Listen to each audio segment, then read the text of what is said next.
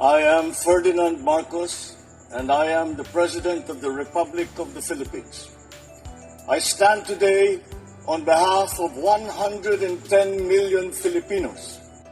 Thank you for allowing me this privilege to co-sponsor, along with my colleague, Congresswoman Margarita Nograles, to this August Chamber House Bill number 3917, entitled An Act Amending Sections 3 and 4 of Republic Act number 10845, otherwise known as the Anti-Smuggling Act of 2016, and for other purposes. Given that any nation is faced with the economic problem of having finite resources while catering to unlimited needs, coupled with the exogenous economic headwinds that are occurring all over the world, revenue collection has become of paramount importance. In any economic activity, therefore, where the state is being unlawfully deprived of its much-needed income, we are all duty-bound to undertake any and all measures to plug such loopholes.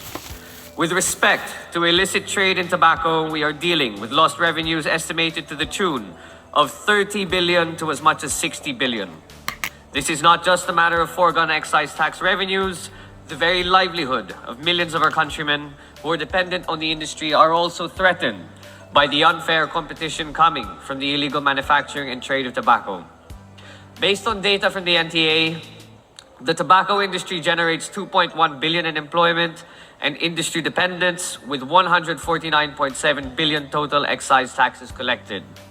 Consequentially, these precious sources of livelihood are being put at risk vis-a-vis the rampant smuggling of illegal tobacco.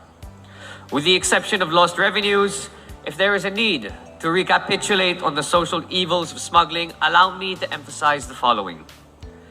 Consumers are unprotected from deceptive and harmful products given the source, contents and composition, and potential consequences of smuggled tobaccos are unknown.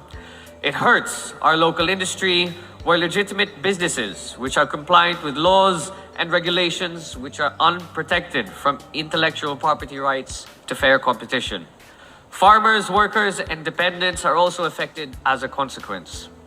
Finally, government health policy objectives are distorted.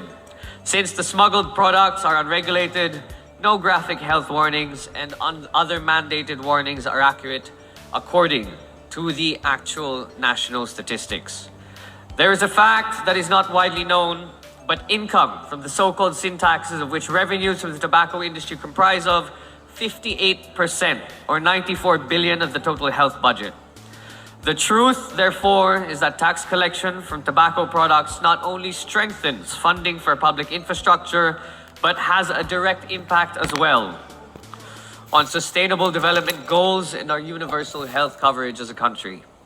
As such, House Bill number 3917 seeks to include tobacco both in its raw form or as finished product, as among the agricultural commodities, the illegal importation of which can be classified as constituting economic sabotage. The facts as established by reliable reports are undeniable. In Mindanao, on an almost daily basis, illegal cigarettes are being seized by the Bureau of Customs. It is estimated that 6 out of 10 cigarettes sold in the market already come from illegal sources. Even in our own tobacco-producing region of Ilocos, nearly 10% of cigarettes sold are considered illicit. House Bill 3917 aims to spread a wider net that will allow our law enforcement agencies to catch not only the illegal importers themselves, but also their cohorts or collaborators, facilitators, forwarders, and even warehouse lessors.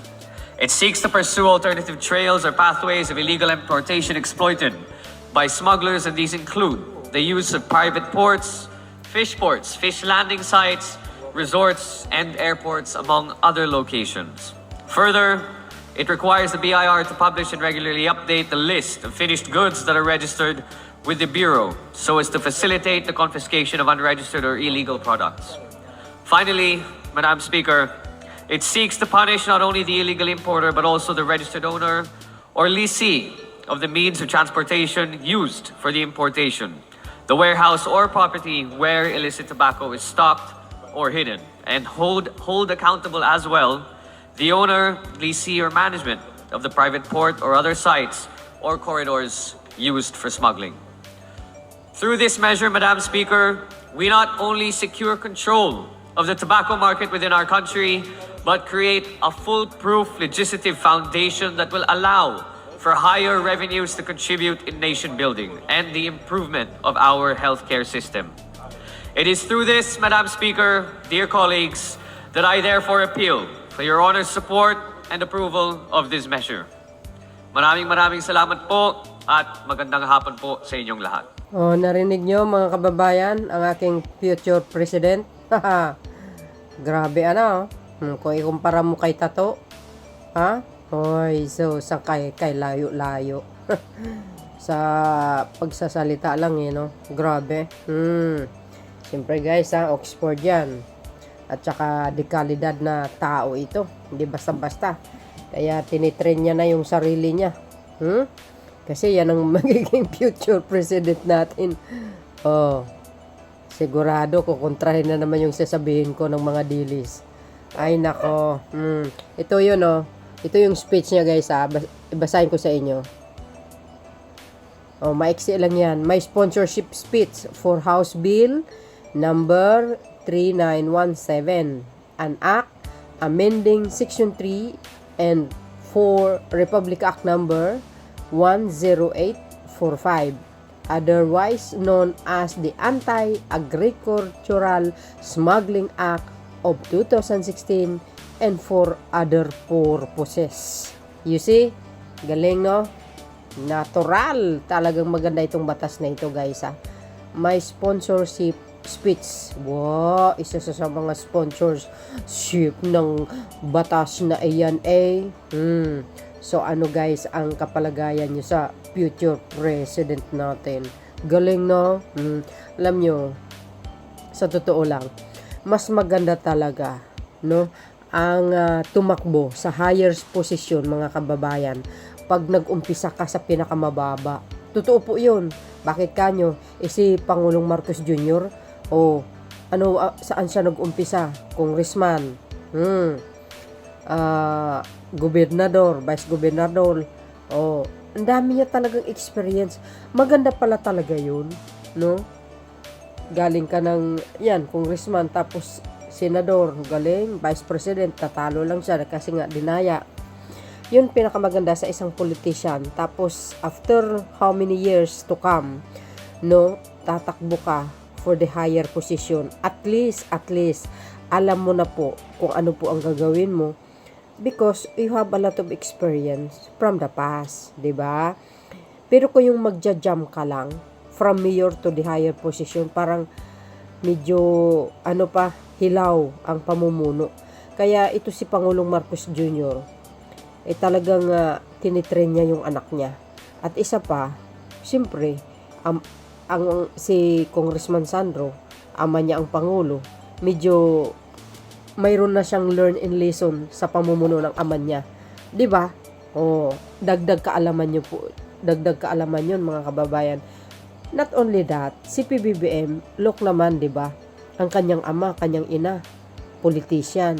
So, lahat yun inaral niya. Parang nagmamasteral lang siya sa panahon ng ama niya, nakikita niya paano mamuno ang dating Pangulo.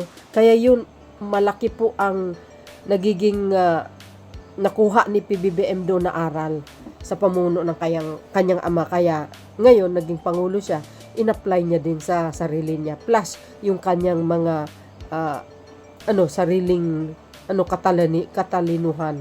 No? Matalinong ama niya, matalino din siya. Talaga namang masasabi natin dekalidad. So yun guys, ang aking pinaka-latest updates talagang binibuild up ko ito. Kumbaga, pinupost ko lahat ng kanyang mga speech para makita ng lahat na talagang the best itong yung congressman na ito na magiging future president in the future yan. Maniwala kayo sa akin mga kababayan. Mangyayari po yan. So yun guys, maraming salamat sa inyong watching. See you again on my next upload video. Bye and babush. God bless Philippines.